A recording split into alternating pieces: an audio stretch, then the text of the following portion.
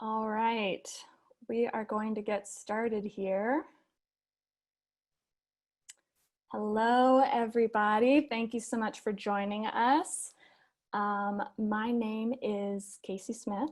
I am with Arts Alliance Illinois, which is a statewide advocacy organization that is fighting for resources and policies that support the arts and culture sector across the state, which is so incredibly important right now, especially with the current multi-crisis situation we find ourselves in.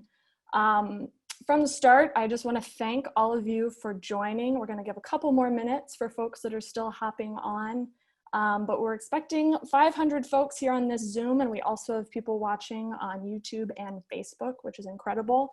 I also want to just recognize that during this moment, I really appreciate you taking the time to make space in your schedule to have this conversation, to engage with this work, and to think about what anti-racism work could look like for you in your practice, with your organization, with your community.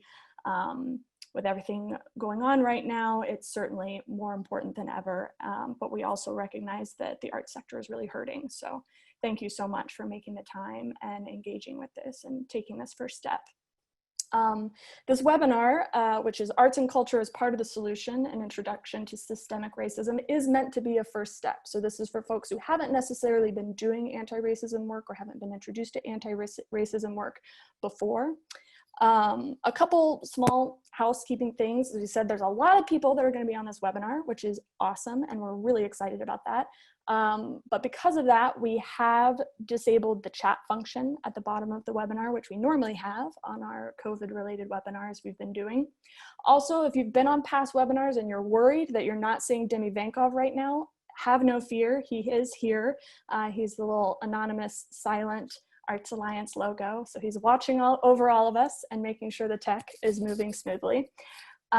Even though we don't have the chat function, we are going to do a Q&A at the end with our awesome presenters, Nina and Derrick.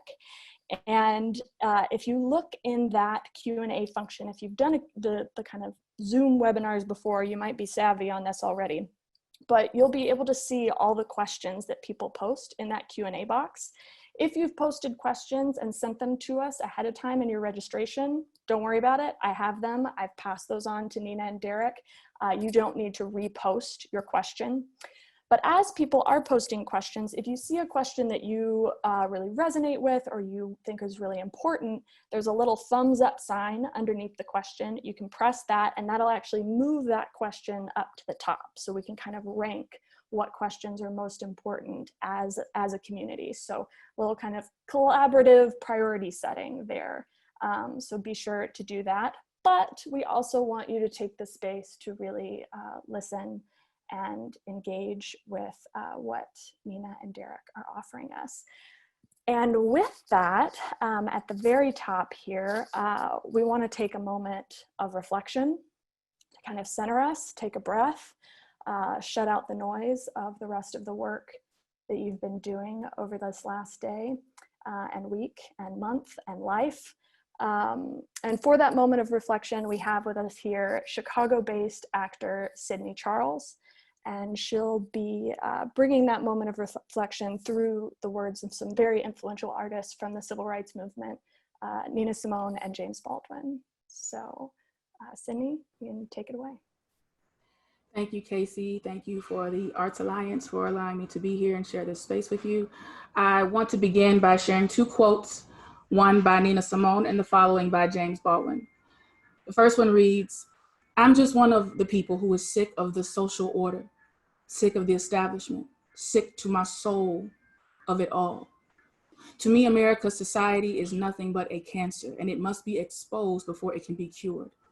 I'm not the doctor to cure it. All I can do is expose the sickness." The next quote is from James Baldwin. "All art is a kind of confession, more or less oblique.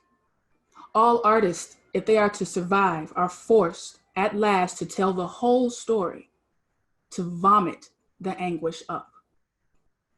I am about to share with you an excerpt from an essay written by James Baldwin in 1968 called "The Fire Next Time." What's amazing and disappointing and disheartening is that these words were written in 1968 and they still resonate and are very relevant today in the year 2020. So just think about that as these words are being spoken.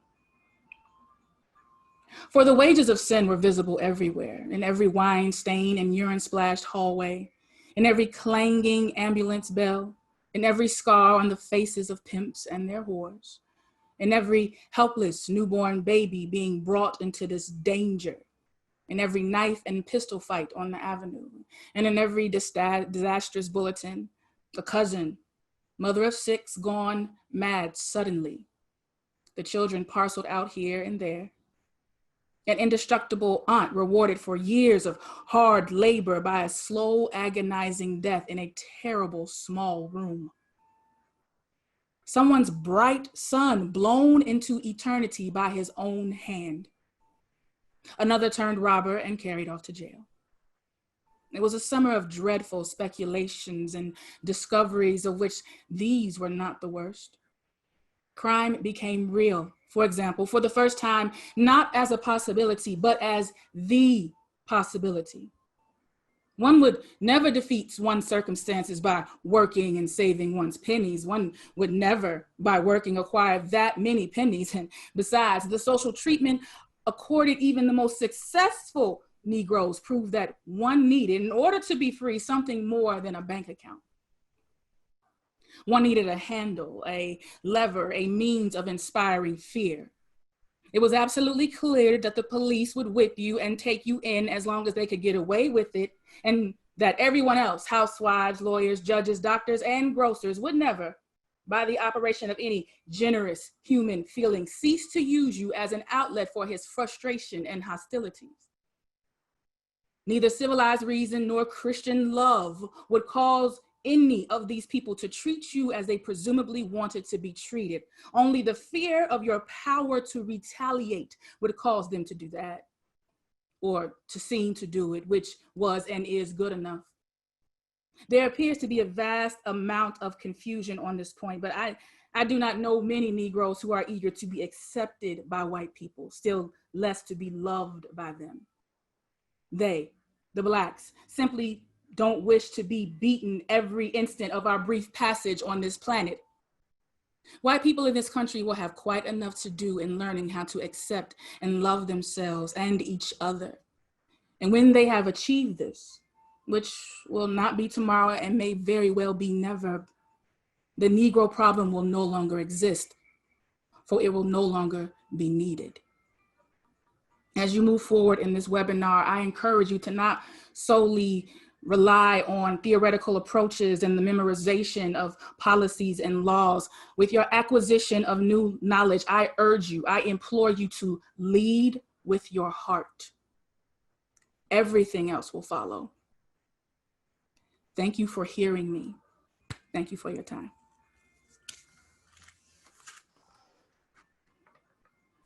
Thank you so much, Sydney.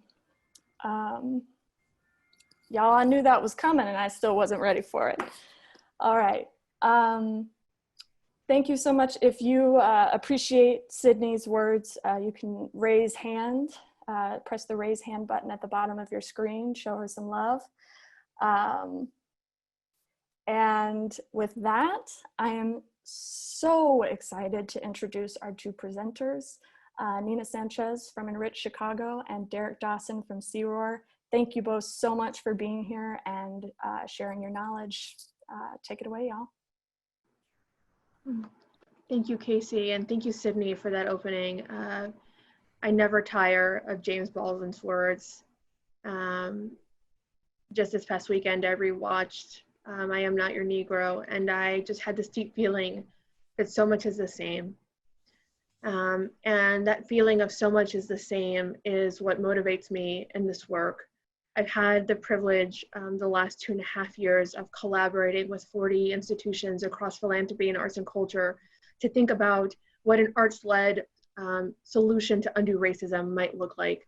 And our base realization, our starting point, is that this work requires that we change ourselves and our institutions and our communities. and that we are entangled in the system, and that what we're asking for in this anti-racist transformation is a transformation of the self, a deeper connection with our own humanity. I am Chicagoan, born and raised, second generation Pilsenite. I currently live on the Northwest Side, and I always like to introduce myself by saying I come to this work as a racial equity nerd, a lapsed poet, and personal assistant to a toddler. And I'm so pleased to be with you today to get this conversation started, and I'm pleased to share the space with Derrick Dawson, my colleague who I've had the privilege of working with in some capacity or another for the past 5 years. Derrick? Thank you, Nina. Has it been 5 years? I think so, yeah.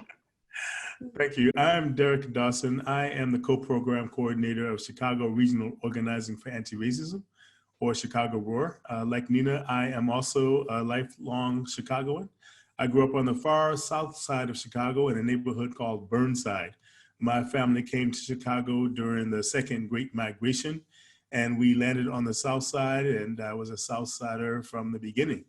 I went to a high school called Lindblom Technical High School in Inglewood, and I left Chicago after graduating from high school in 1980, went to the University of Colorado to study architecture. I got into anti-racism work by accident. While I was at the University of Colorado, I had my first, what we call a racial incident, when one of my English professors told me that I did not write a paper because, as he put it, I don't believe a Black boy from the south side of Chicago could write a paper of this quality. I'll spare you the details of that, but ended up changing my major to English. I joined the military, where I became a broadcaster and journalist for the United States Navy.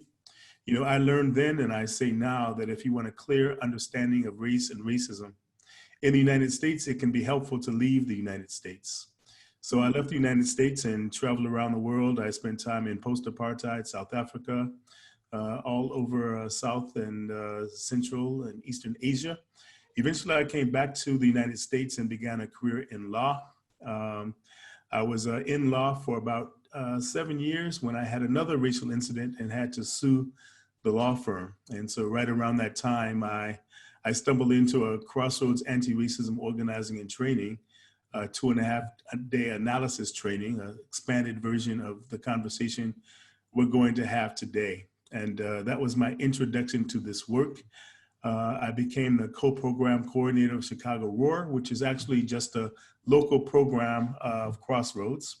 And it was when I started working with Chicago ROAR that we started working with the arts community, and that's when I met Nina.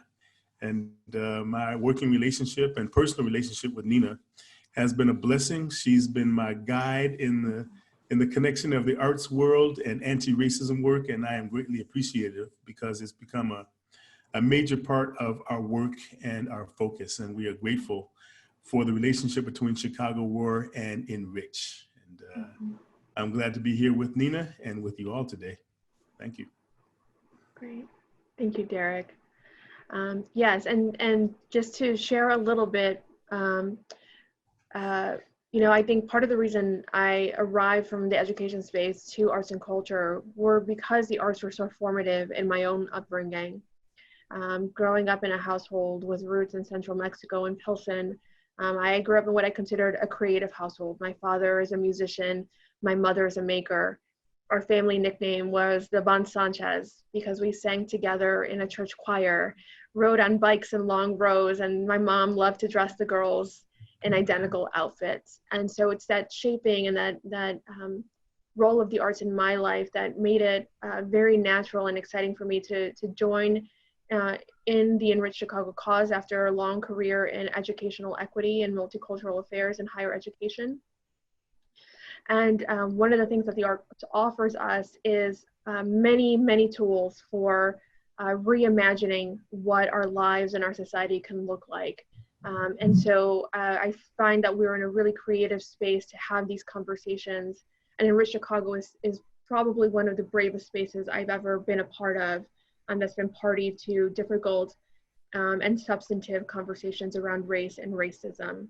and wanting to address that root cause of not just what's going on between you and me, but how is this a problem of the we that we need to solve together. Casey or Demi, can we share the slide deck now? I believe I can.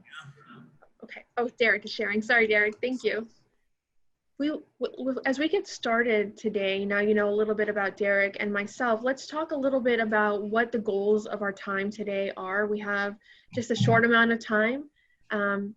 With less than 90 minutes, I can assure you we will not solve racism. So the pressure is off. But what we will do is enter into a shared understanding of the systemic causes that we're interested in. We'll enter into a shared analysis and vocabulary for how we might have productive conversations around race and systemic racism, and begin to have a little bit of an idea of the shaping and the influence of those systems in our lives individually, our lives across the arts and culture space, and our lives more broadly in community. As we do that, we'll go ahead and open it up. I know the chat is not on. The Q&A will be open and you will be able to contribute to the Q&A. And nonetheless, we want to establish this as a courageous space for this conversation. We don't call this a safe space because we don't believe that we can guarantee everyone's safety in this space. It is a challenging conversation, and safety means different things to different people. But what we know that this work demands is that we step into a courageous space together.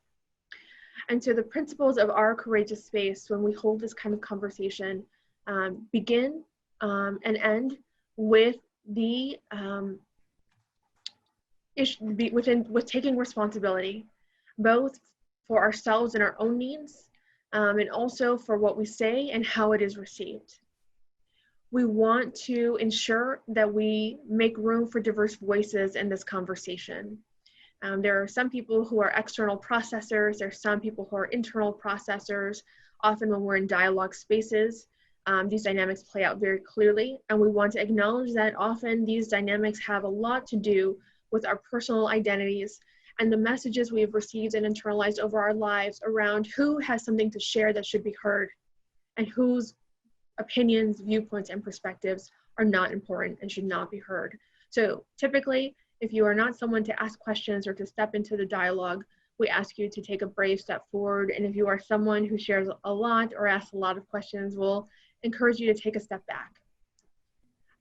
As I started us off saying, we have less than 90 minutes to start this conversation. We are probably going to unearth more challenges and questions than solutions. Part of moving toward a liberatory space, a third space for reimagining our lives and our work in the arts and culture sector, we encourage you to enter into this space with a willingness to embrace ambiguity and seize upon it as an opportunity for further learning. We may also encounter some stories from individuals through Q&A or through other functions or means in this conversation. We're going to ask that we preserve the integrity of those stories and not share them as much as possible. And you may have heard the saying before, what's learned here leaves here, and what's said here stays here. And we would ask that even in this virtual space, understanding that we're broadcasting out through multiple media, that may seem challenging, that may seem foregone, but we believe that we can do our best to preserve the integrity of those stories and ask permission to share if we wish to share stories.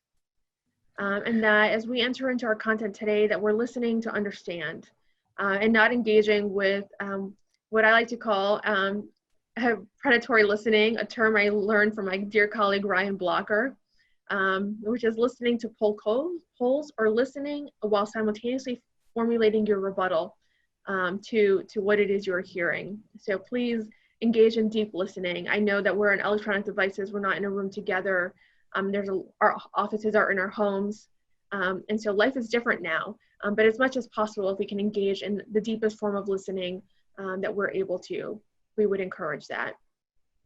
And that we are affirming the inherent worth and value of the lives of people of color and our experiences as humans grappling with an issue of systemic racism, which impacts all of us and the quality of our lives. So with that, I believe you all maybe have raise hand functions on your devices. If you can raise your hand to signal your assent with our Courageous Space Agreement, that would be appreciated. All right, perfect. So we do want to answer the question, what is systemic racism? Because we often have different ideas about what we mean by racism. Often if I say, what is racism? People will answer the question, it invokes images around white nationalists, perhaps the Ku Klux Klan. Sometimes we hear things like Charlottesville. Often when we talk about racism, we actually talk past each other because there's so many ways to think about it. And we often confuse individual personal prejudice with racism. And that's why we think it's important to establish what we mean by racism so that we can come to a shared understanding, a shared language, and a shared meaning about what we mean by racism. And that's why we start this conversation by answering, or at least addressing, what seems like a very basic question that has very complicated answers. You know, if you turn on the news right now, because we're in the middle of a pandemic where we see 70% of the people in many cities who are being killed by this virus are African American. We see that large numbers of people who are being adversely impacted are Latinos in our communities. And we know that racism is an underlying cause that this pandemic has exposed. It's also exposed a lot of really unclear understanding about what we mean by racism. If you turn on the news right now, you'll see stories all over the place on every channel where racism is mentioned and often not in the same context. So one of the reasons there's so much conflict around racism, we understand, is because when we talk about racism, we're talking past each other. So let's take a few moments and think about, what do we mean by systemic racism? Can you go to the next slide, Casey? We like to share this quote sometimes from Toni Morrison. She said, the very serious function of racism is distraction. It keeps you from doing your work. It keeps you explaining over and over again your reason for being.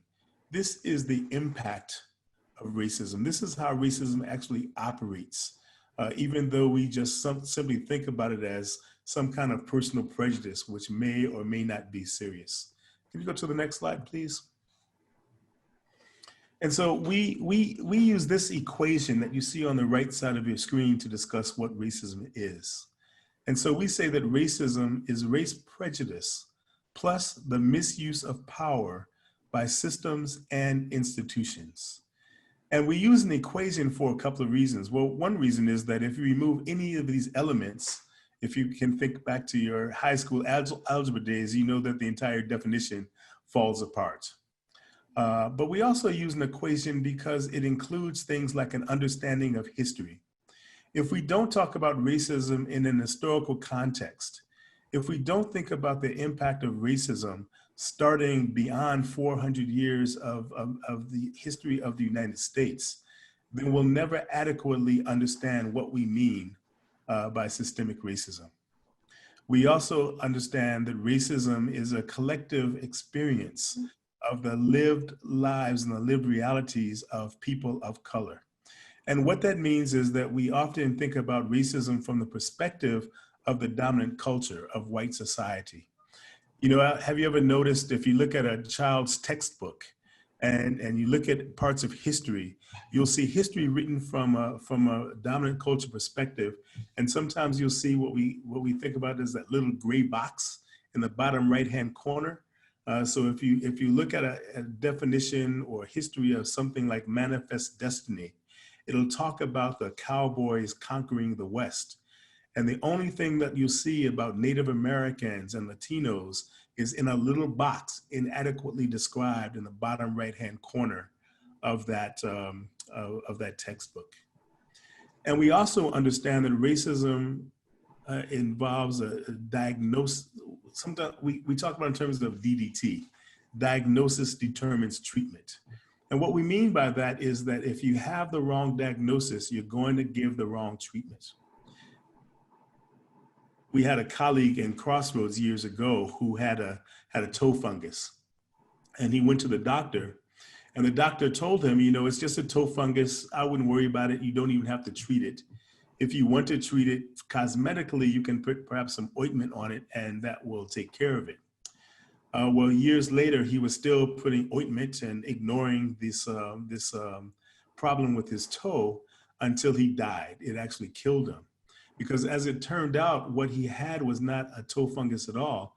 He actually had toe cancer, the same cancer that killed Bob Marley, as a matter of fact. The point there is that he was misdiagnosed, and therefore he was mistreated and he died. If we think of racism as merely personal prejudice, then what kind of treatment might we employ? Well, we might employ education. Believe me, if education would make systemic racism go away, it would have gone away a long time ago. We have to have the right diagnosis, which is why we think about this definition: race prejudice plus the misuse of power by systems and institutions. So let's take up these one by one. Race prejudice. What is the difference between race prejudice and racism?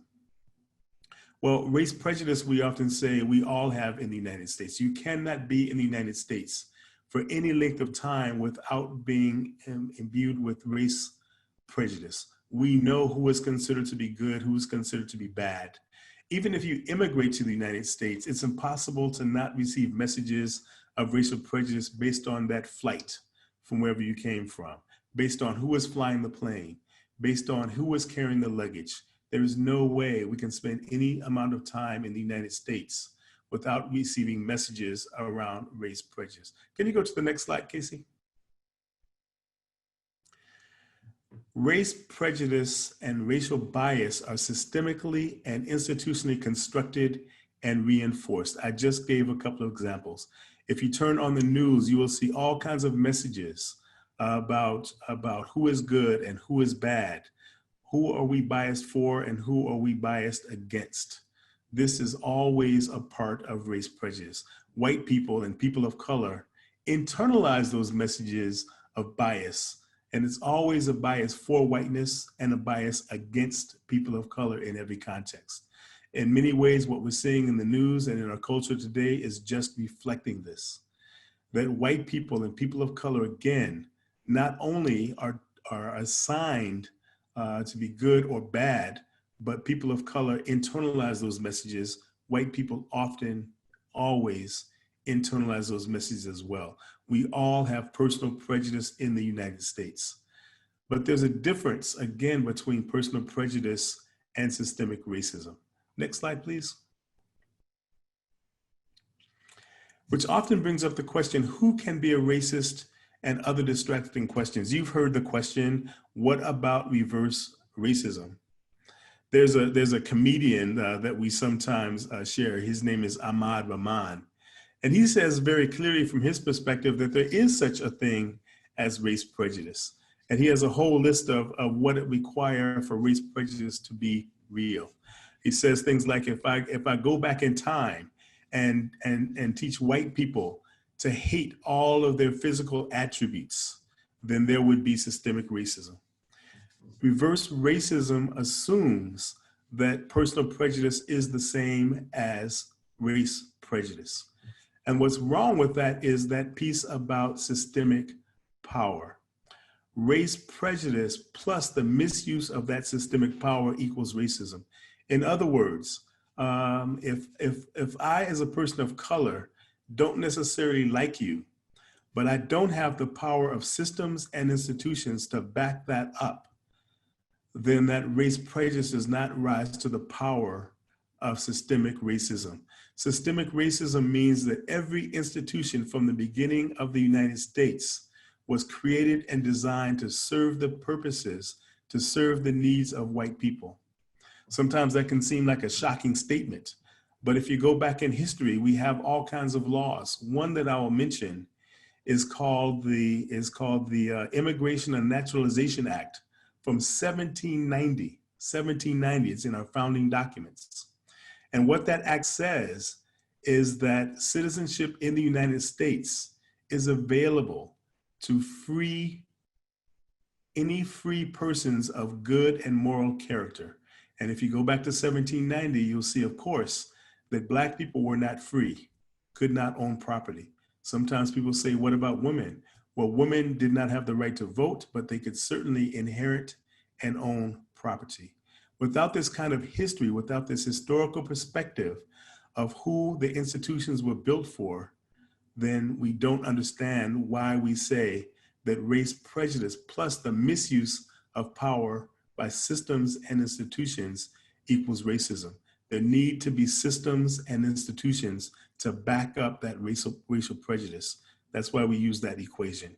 Next slide, please. So this brings us to that question about the misuse of power. And some people often say, well, why can't you just say that power plus race prejudice equals racism? And I would be open to that, but there's a reason that we like to include the word misuse.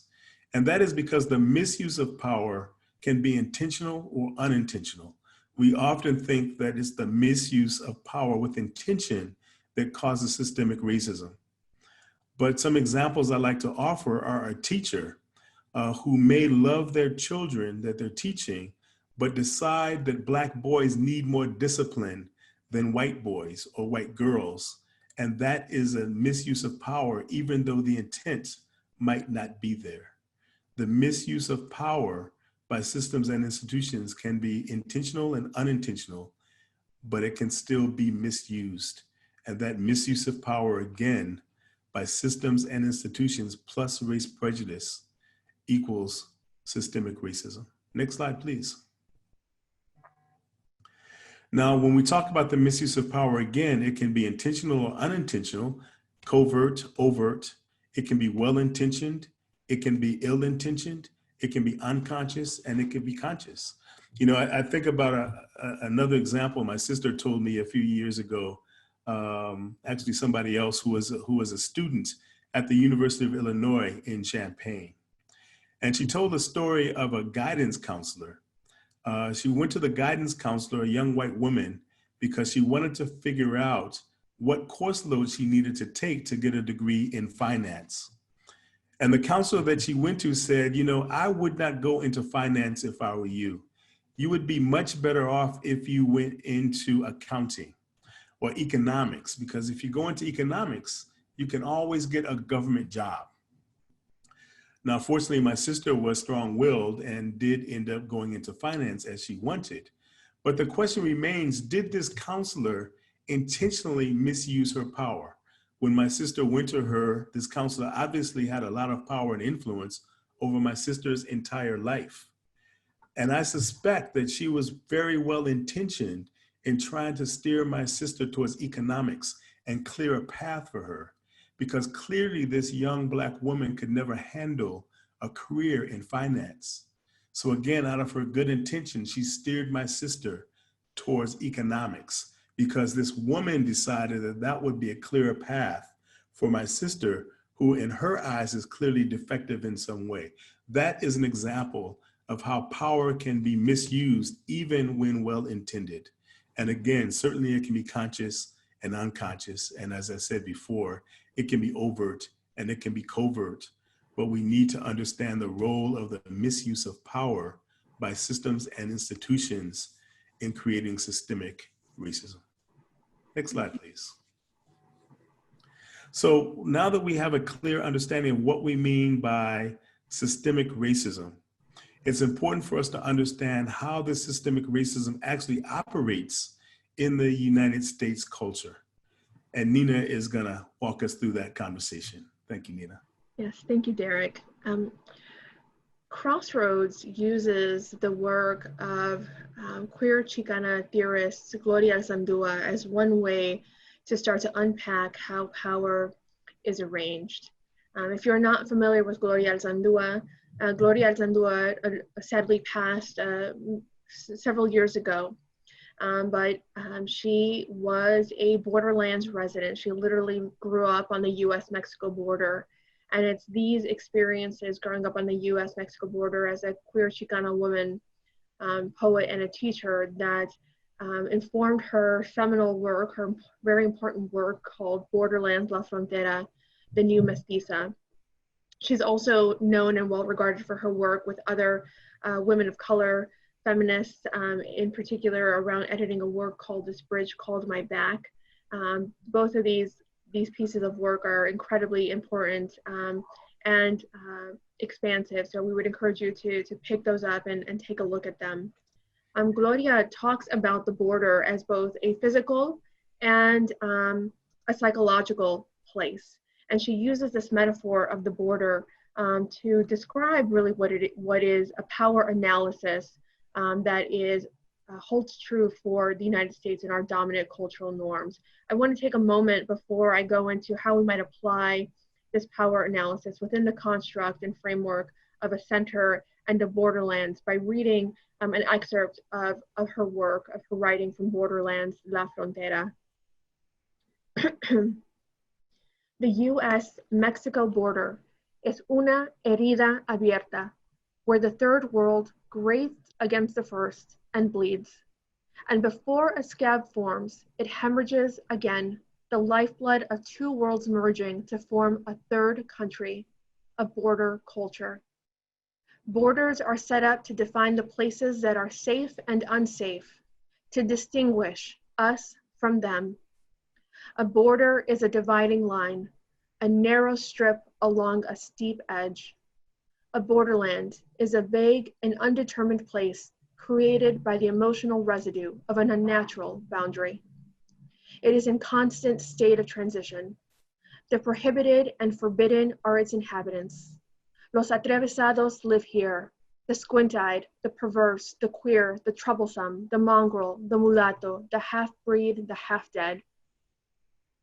In short, those who cross over, pass over, or go through the confines of the normal. Gringos in the US Southwest consider the inhabitants of the borderlands transgressors, aliens, whether they possess documents or not, whether they're Chicanos, Indians, or Blacks. Do not enter. Trespassers will be raped, maimed, strangled, gassed, shot. The only legitimate inhabitants are those in power, the whites and those who align themselves with whites. Tension grips the inhabitants of the borderlands like a virus. Ambivalence and unrest reside there, and death is no stranger. And again, I would say while she is writing about a physical and an actual place, I think she would also say, and we might agree, that there are borders here in Chicago.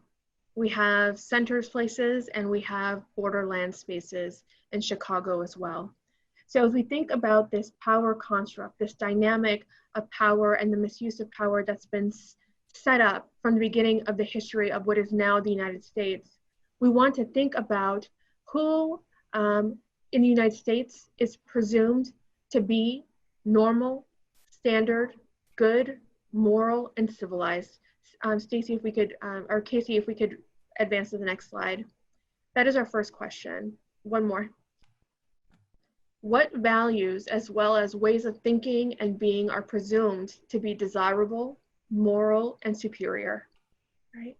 And how we might understand what those are just simply by reflecting on our lived experiences. If we can move to the next slide. If we were to think about the ways of being that are centered in the United States, that are considered to be normal, standard, and good, we might find social identities that include straight, white, cisgender males, people who are Christian, the able-bodied, right? We might find values such as militarized law and order, being objective, law-abiding, rational, perhaps being neurotypical, right? Having obtained a degree of higher education, being employed full-time, right? Engaging in white-collar work, as some people call it. Within the arts, we might also see that there is a centering of the canon, right? We hear this conversation about the great books. Who are the masters? what does it mean to be formally trained? Right? So if we were to think about the nature of the center, and this is a list that's actually kind of the greatest hits, I would call it. We ask this question in every workshop, and the responses that we get from people about who is considered normal and standard and good are surprisingly or not surprisingly alike across contexts geographically and even internationally. So these are what we in this country, in our lived experience, find as those values, people groups, and ways of being that are centered and valued above all others, that form our dominant cultural norms in our personal interactions and interpersonal interactions, and also within our institutional lives. Nina? Yes, Derrick. I'm sorry, can I just add something really quick? Because I just want to emphasize something that you said, which is a reminder that this Center Borderlands exercise is a power analysis. So Nina is not suggesting that what you see in this box is what is normal, standard, and good, but that the dominant culture center in the United States has the power to name, describe, and define what is considered to be normal, standard, and good. And I always like to add that everything else is compared against this list. Thank you, Nina. Yeah, absolutely, Derrick. You went right where I wanted to go, right? In some ways, this list represents a mythical norm, right? And when we talk about who is in the center of power, when we reflect on our own lived experiences, we always want to think and affirm that while this has been named, the way this has been centered, while this place of power has the ability to make these determinations in a way that's actually profoundly dehumanizing to us all, there is not any one person whose all whose identities as a full human fit squarely in the center, right? But the center also requires, in this power arrangement, that there are places and people that serve as foils that justify its control, its power, its hoarding of resources, and these dehumanizing practices. And in our analysis, it is people of color and people of other marginalized identities who also often form these foils to the center of power. So if we were to think about who in the United States, in the next slide, is presumed to be abnormal, deviant, bad, immoral, and uncivilized, if we were to think about what values as well as ways of thinking and being are presumed to be undesirable, deviant, and inferior, how might we respond? Right? What people groups, what ways of being, what values might we find relegated to a borderlands space? If we move to the next slide, we'll share some of the common responses we received to this question, right? This can include people groups, as we said, as people of color. This can include LGBTQIA people. It can include the elderly. It can also include children. If we were to think about ways of being, we could think about people who might be considered lazy or uncivilized or exotic. People who are considered sexually loose. Right? People who may be addicts, or as we say in our grant language often, right, at risk, urban youth, low income, under-resourced. If we were to think about the arts, in the arts and culture space, we might hear labels such as street art, culturally specific, as though people of color are the only ones who have culture. We might see oral storytelling relegated to borderland space, or urban art, or the untrained, or the self-taught, right? So the common element of the borderlands is that these spaces exist. There is life happening there. There is culture and resistance happening there. But that does not undo the fact that this space was created and is maintained by a systemic misuse of power that is by and for the benefit of those who find themselves largely in the center. Okay. We can scroll to the next slide. And Derrick, is there something you wanted to add there? Sure, yeah. Could you a moment on this slide? Thank you. I just wanted to, sorry. I just wanted to also point out that when you look at this construction, it becomes clear, as Nina said, that while no one has any identities fully in the center or fully in the borderlands, it also suggests that there's always movement in between the center and the borderlands, and the borderlands and the center. In fact, those borderland identities cannot survive without knowing how to navigate the center. And the center often navigates the borderlands as well. And a description, a conversation about this movement between the center and borderlands that also indicates a relationship between those two spaces is what we want to talk about in the next slide. Now, yes. Shift, please. Absolutely. Thank you, Derrick. You all might have noticed that the box in the center, right? The center of white dominance, as we call it, is actually a dotted line, right? And we use that dotted line intentionally to reflect that movement and that dynamism and reliance and interconnection between those two spaces.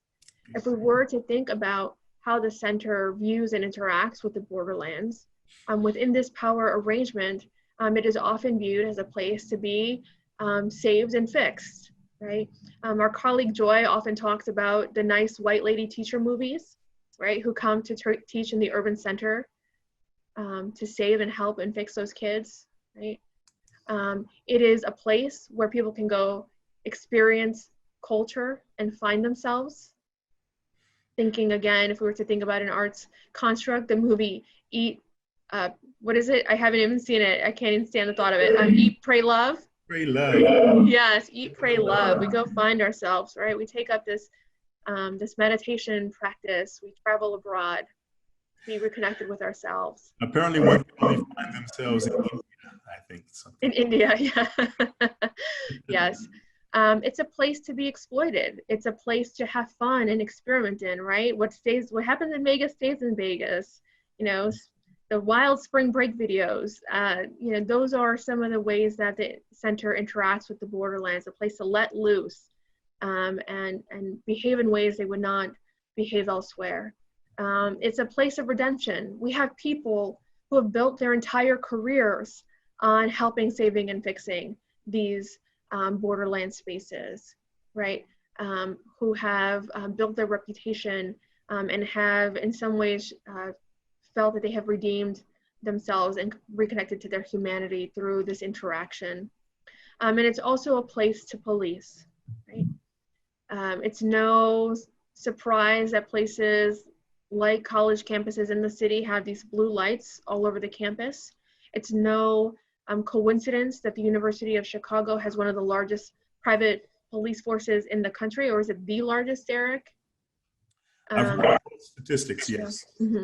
In the country, right? Because it's this elite institution situated in what many would consider a borderland space.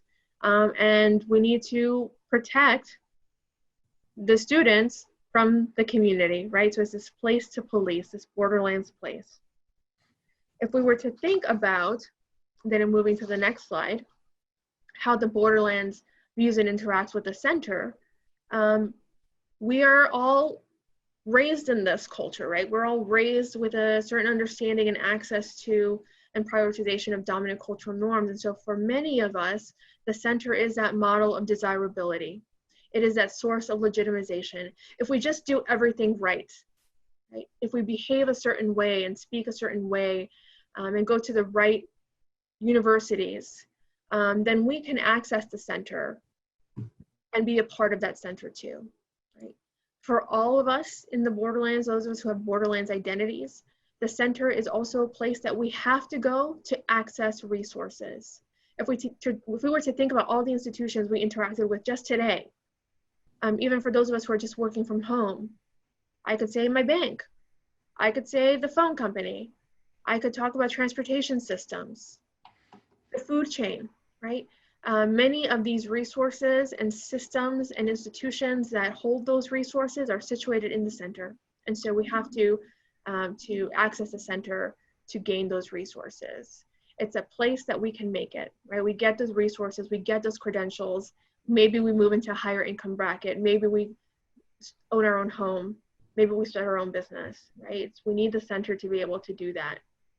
At the same time, there's also a distrust of the center. There was this realization that the bottom can fall out at any time, right? And we see this time and time again through our media, storytelling, with Harvard professors being stopped by police on their own front porch, right? And so there is always a distrust that any one of us who has a Borderlands identity could at some point in time be subjected to abuse or exclusion or misuse of power because of our racialized identities and our Borderlands identities. And for those of us who are in the Borderlands, it often also means that this is a place that means that we have to be bicultural. We have access to a day pass. We have to engage in a form of code switching in our language, in our dress, in our appearance, in order to be seen as credible, in order to be seen as qualified, in order to be able to enter those institutions and access those resources. For some of us, it means that we lose access to our language. We lose access to our ancestral ways of being and beliefs.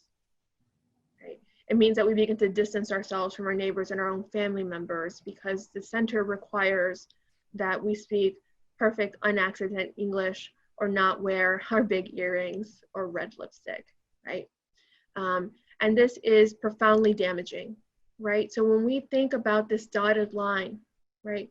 When Gloria talks about the border and she talks about this barbed wire, she's very clear that this is a painful relationship, that this is a destructive relationship that results in real harm. And she describes this crossing between the center and the borderlands as tearing at your flesh, right? It can be a sense of profound loss that people can experience in the process of this crossing back and forth between the center and the borderlands. And it's distorting. It is distorting.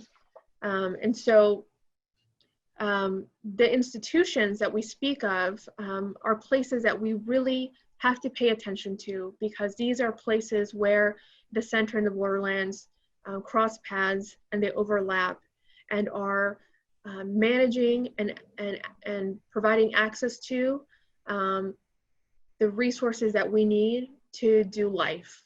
And from the perspective of Enrich Chicago and Crossroads, we prioritize these institutional spaces as spaces in which we need to really activate an anti-racist transformation for this reason.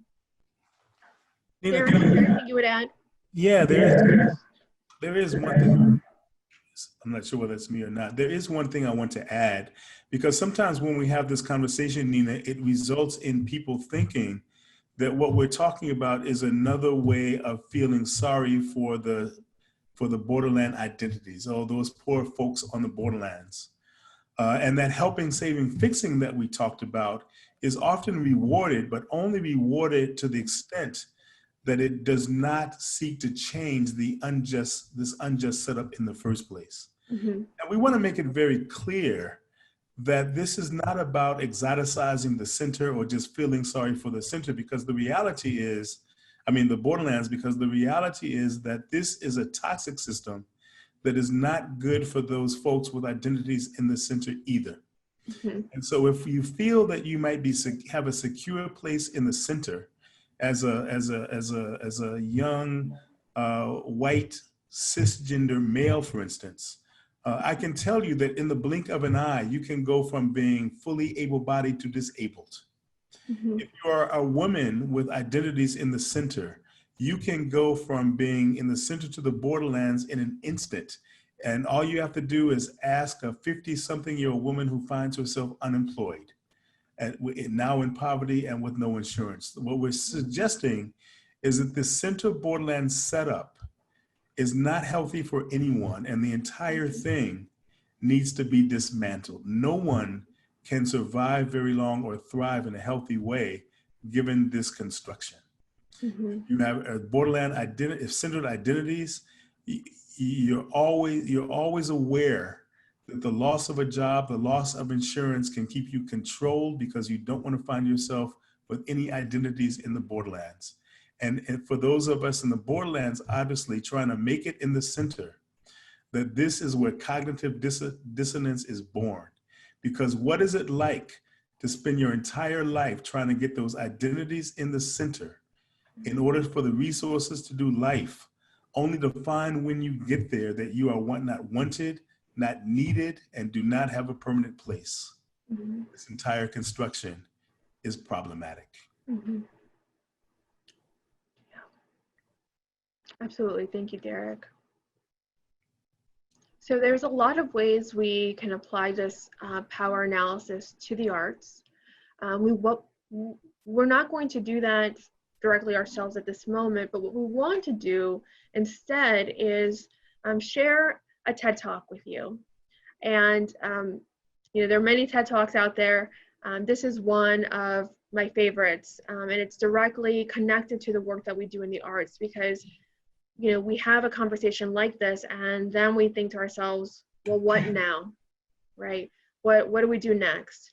And so we're going to share a TED Talk that was given by Titus Kaphar. Some of you may be familiar with him and his artwork, but it is entitled, "Can Art Amend History?"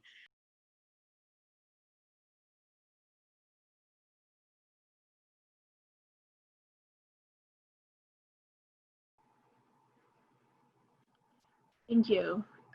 We love to share that TED Talk because I think it gets to the essence of what we're trying to do in the work of Enrich Chicago and what CROAR endeavors to do through their training and organizing activities, which is to ask us to shift our gaze, right? To understand that the work that we have to do is more than just human resources.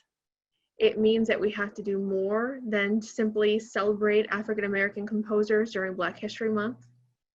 It means that we have to connect meaningfully with communities to build lasting relationships that aren't merely about audience numbers, but that we think about the whole of the ways in which our institutions operate, that often and unwittingly center certain identities and experiences and marginalize others. And so we're happy to begin to take some questions about what this moment means for the arts and culture now, how you might take up the mantle of this work in your own institution or build on existing work in your institution as you think about the ways we begin to dismantle this power arrangement. Great. Thank you so much, Nina and Derrick. Really appreciate all of your knowledge and this fabulous first step, and excited to continue this work with you both. We have our first question was pre-submitted. Are there any strategies you would recommend for organizations with an all or mostly volunteer staff looking to elevate BIPOC to leadership positions or recruiting BIPOC to their board?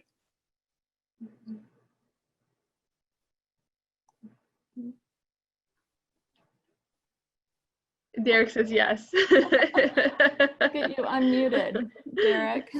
I said yes, thank you. I think so. I think it's unfortunate that we don't have a lot more time to have this conversation right now, but I'm sure Nina and I both have thoughts. The first thing I want to say is that one of the reasons that it's difficult to find folks to be on boards and to keep folks of color who are qualified on boards is that we don't develop strategies for anti-racism in our institutions at a very fundamental level. And we often think if we could just get more people of color who are qualified on the board, then our problems would be solved. I have served on many boards. And often I don't last on the boards very long because it doesn't take long for me to understand that my being on the board is window dressing, that there's not necessarily a commitment to anti-racism, there's a commitment to maintaining the status quo. If you want to have people ascend to the board and stay on the board, then you have to have strategies that can hold a person's presence on that board. There's no point in having people of color on the board if you're going to have them on the board and not pay attention to what they bring to that board. And if there's not a fundamental understanding of the need for anti-racist policies, procedures, and programs in your institution, there is no reason to have that representation on the board. And one other thing I would say to that is that keep in mind that just because a person of color is a person of color does not mean they have an analysis around systemic racism. And the fact that a white person is white does not mean that they cannot be productive and bring an anti-racist analysis to that board. We need to fundamentally rethink what a board should look like before we think about recruiting people of color for that board. There's often fundamental organizational work that needs to be done around anti-racism. And once that is done, the answers around representation on the board begin to answer for themselves. Awesome. Nina, I'm not sure whether you have a different answer or not. Yeah, I would just, to build a little bit on what you've said, Derrick, I am always just so drawn to the work that Crossroads introduced me to, which are these sets of transformative institutional values. So how can we think differently about the values our institution holds, can move from values that often uphold dominant cultural ways of thinking, which are often exclusionary to people of color and people of other marginalized identities, to actually engage in the cultural change needed to support presence with real agency and real power to shape the future of the institution. And so to me, those transformative values would be critical in being able to understand what does anti-racist change look like, what can it look like in the context of this particular community institution that we're in. Great. A question kind of related to that. What are some ways an institution can change its mindset in order to best offer opportunities for people of color without falling into the trap of well-intended misuse of power? Examples, casting decisions, financial aid, hiring practices, etc. Mm-hmm. I would say the answer is very similar. Get down to the fundamentals. You know, what Nina and I offered in this conversation today are some tools and some strategies. There's not been very much time to go into very much detail, but you have to figure out a way to first make a commitment at every level. And then you have to figure out how to gain access to the tools that are needed to address this with the historical context, with anti-racist sensibilities. And when I say anti-racist, again, it goes beyond just being non-racist. It means being intentionally anti-racist and employing the kinds of tools and strategies that requires. And there are plenty of folks. Enrich, Chicago CROAR are two of the places to develop that kind of learning and analysis. It's not just about teaching or attending a webinar. It's about actually acquiring the tools, learning how to apply those tools, and then creating an environment where those tools can thrive with some intentionality. And it takes a long-term commitment and a commitment of resources, both time, talent, and sometimes money, but not always. It takes a very real commitment beyond the flavor of the day. Beyond saying we're in the middle of a crisis right now, let me do something about racism for the next couple of weeks so that we can get back to normal. It takes a fundamental transformation and some intentionality around that transformation in order for any of these things to happen. And then all of these questions will come out of that deepening analysis and institutionalizing those anti-racist practices and procedures. Yeah, and I think that part of what can make that challenging and seems daunting and inaccessible to people is that, and it's no accident, as I said earlier, we're all, steeped within the system. We all have been brought into certain ways of being and thinking that that make it easy to overlook that young African-American man in the painting that Titus showed in the video, right? So we have these ways of not seeing that are have been developed over time and have been developed intentionally. So sometimes we don't even know what questions we should be asking ourselves, right, in this process. And that is, I want to acknowledge that. We don't always know what questions we should even be asking ourselves. How do I even know? Because I do have good intentions. How do I even know that I am marginalizing someone in the process of this decision-making, of this, within the scope of this policy, within this process that my institution is trying to enact. And it can be, I think that finding the places where you can dig deeper on some of those questions. There are a lot of tools now on the web that you can use. It's always important to do this work in community.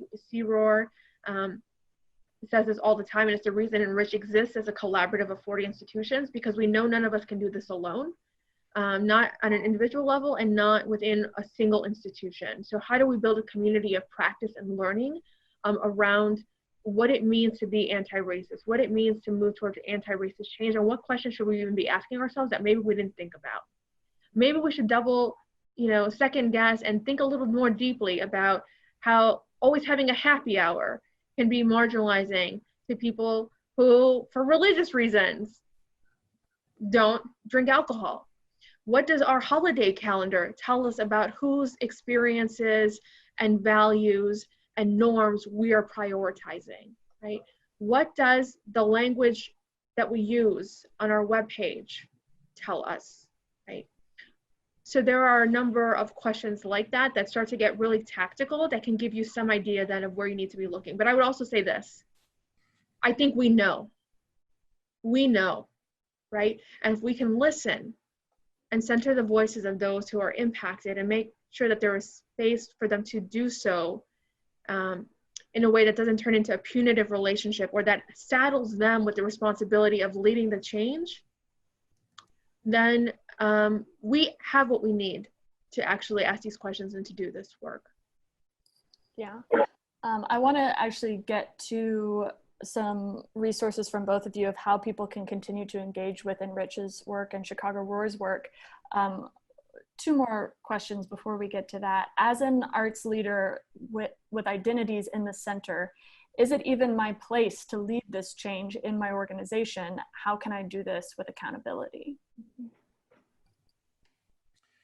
Yeah, it is everyone's place to do this. The suggestion, one of the fears around engaging in this work is that if we have centered identities, we have been taught to believe that it's a zero-sum game. That if I'm going to allow myself and my institution to be accountable, where will I end up? Does that mean there's not a place for me? And the reality is that the suggestion in that question would indicate that dismantling systemic racism is the work of people of color to do. Mm-hmm. And what it really means is that if you are a leader in the arts in your organization with centered identities, what that means is that you have a lot of power. You have a lot of power, and the question becomes, how do you use that power to create equanimity for people who don't have that kind of power? How do you use your power to create the kind of access? How do you use that power to create an institution that has space and can listen and can provide that kind of access and power to people who don't have the institutional power that you have? And there are all kinds of ways to do that. There are also, as Nina said, there are also very real structural reasons why that is difficult. But and I think the answer to the question is what Nina just said. You know what to do. You know that if you have power in that institution, that you have ways that you can give access to that power to others who don't have it. And it can be a scary and lonely place. And that's why I think Nina's point about building community is so powerful. The reason institutions like Chicago ROAR and Enrich exist is because there are other people in the same situation asking the same questions. And if you can have that conversation with others and not just hold it in and worry about the answers, then you can develop strategies for answering those questions according to your own institution's history and board and all of those things. The answers are available. You just need to connect with other folks who can help provide spaces to come to those answers in your own context. But the answer is absolutely use the power that you have, recognize that you have that power and don't deny it, and then use that power to create opportunities and spaces for those who don't have it. But you've got to figure out how to be accountable to anti-racist communities of color and then exercise that power. Mm-hmm. Yeah, absolutely. I think that's just such an important point I can't make enough. Our accountability in this work, even in the community of Enrich Chicago, is not to one another. It's not to our institutions. It's definitely not to our donors and our board of directors. Our accountability is to the community of color here in Chicago, right? And that's a shift we have to make. And there is an inherent We need to deal with our risk aversion. We need to dispense with the idea that any of us can be expert at this. If you come at this work saying we're going to be an expert and lead, you know what? Stop and start again. That's not possible. Needing to enter into this work with great care, but also a willingness to take risks and fail and learn and take the lead of people of color. Yeah, and can I just say another thing? One thing that it does not mean is partnering with an organization of color and thinking that that partnership is going to answer the question. Because if you don't take into consideration questions of power in history, that collaboration is going to have power dynamics that will cause nothing but more pain. Mm-hmm. And that doesn't necessarily mean not partnering with other organizations, but it means doing it with an analysis of power and an understanding of how systemic racism works. And that should be thought through very carefully before even thinking about a partnership. But because a partnership without accountability is nothing but abusive in most cases. There are a couple questions that are similar, one from a small community theater that is working in a predominantly white community, and one from a small podcast company asking about how to kind of bridge the gap and create more spaces for people of color within their theater or within their company, but in a way that isn't tokenizing. How do you recruit people more diversely and in a way that is equitable and breaks down these power structures? Mm-hmm. Nina, you want to start? Yeah, I think the first, I like to start with asking yourself, what do you need to stop doing?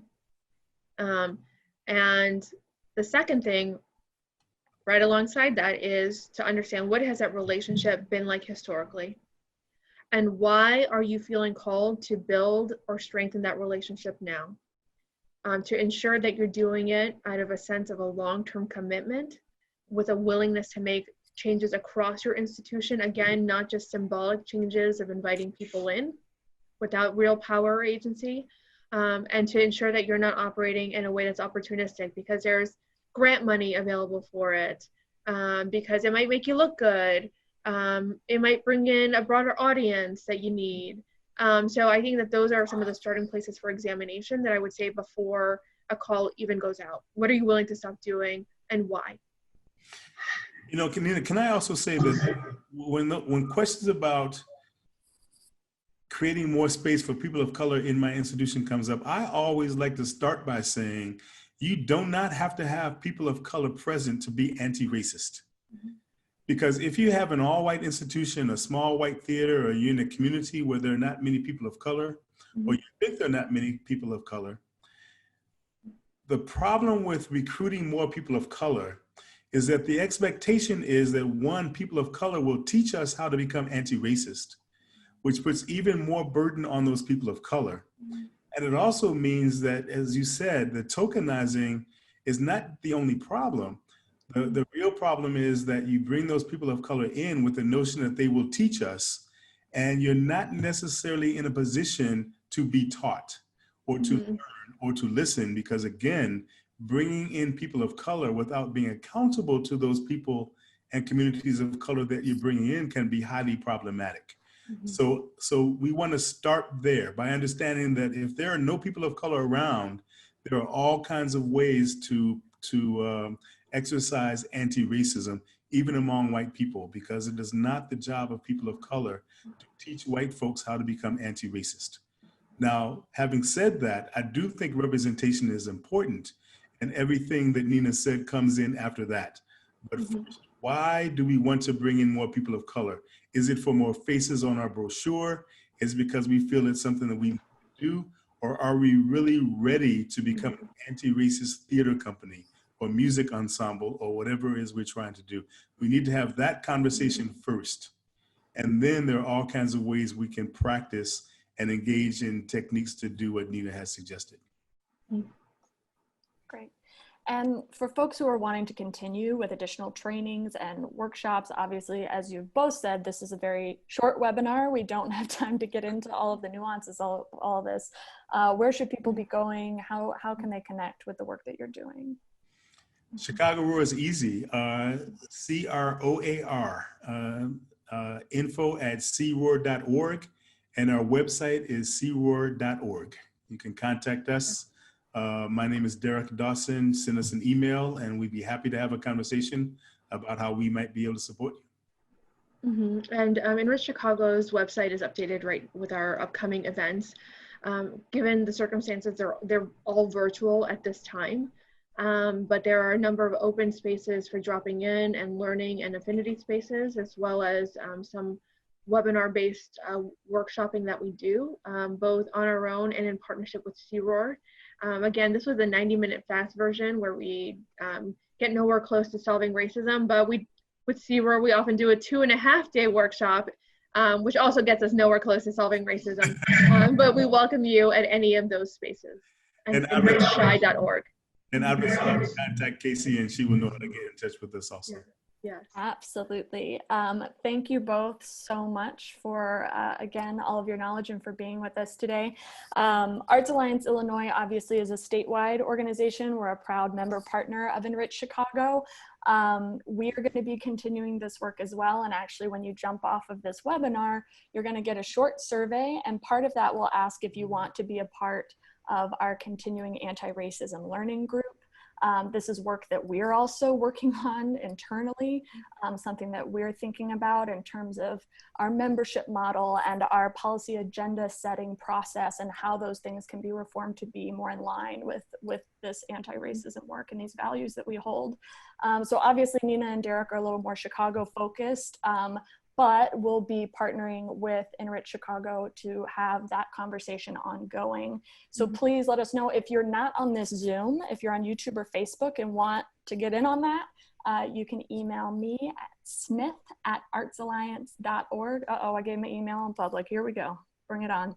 But we will definitely add you to the list. And that's really a space for us to continue learning together, share resources, provide some accountability, provide some community for this work as we continue to do it over the next months and years and for the rest of our lives. Casey, can I also add really quickly that Chicago Roar also has partners and programs in Springfield and in St. Louis. So we are all in Illinois. So let us know if you're in those areas and you need support. We are present there. Fabulous, fabulous. One other thing, if you're on Facebook, Illinois Arts Action Network is our group. That's IL Arts Action Network.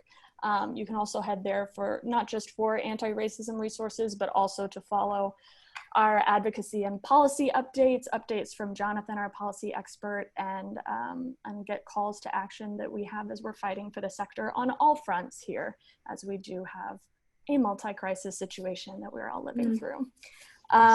So with that, again, if you didn't get your question answered, I'm sorry. There was so many. This will continue. This is not the end. We're going to keep doing this programming because this is vital. This is important. Thank you again so much to Nina and Derrick. Thank you so much for your work that you are doing day in, day out. Thank you to Sydney from the beginning. Thank you to Dimmy, our stalwart tech aficionado. Nina, Derrick, any final words of wisdom for us? No, it's good being with you all. We appreciate the work that you're doing and keep up the good work. You can also find Chicago Roar on Facebook. ROAR. Thank you. Perfect.